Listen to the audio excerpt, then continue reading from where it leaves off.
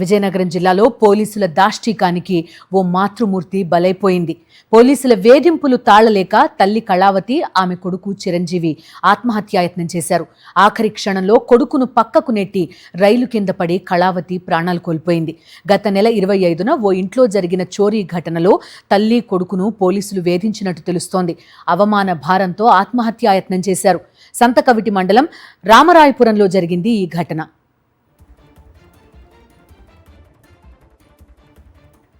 కాకీల దాష్టికానికి సంబంధించిన పూర్తి డీటెయిల్స్ అందిస్తారు మా కరెస్పాండెంట్ యుగంధర్. జాయిన్ అవుతున్నారు. యుగంధర్, ఏం జరిగింది?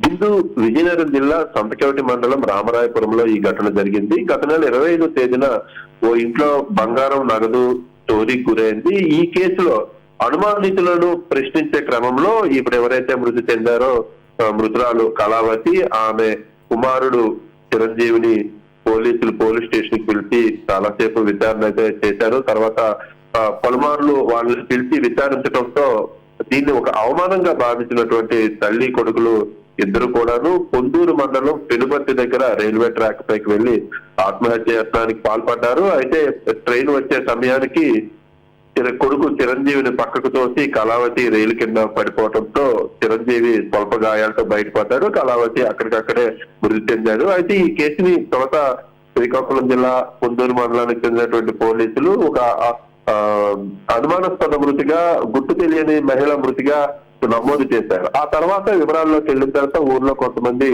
గుర్తించిన తర్వాత చిరంజీవి గాయాలు పడిన చిరంజీవి ఆసుపత్రికి చేరుకున్న తర్వాత ఆ విషయం వెలుగు చూసింది. తర్వాత చిరంజీవి ఇచ్చినటువంటి స్టేట్మెంట్ పైన పోలీసులు అయితే విచారణ కొనసాగిస్తున్నారు. Bindu. Okay Yugandhar, thank you.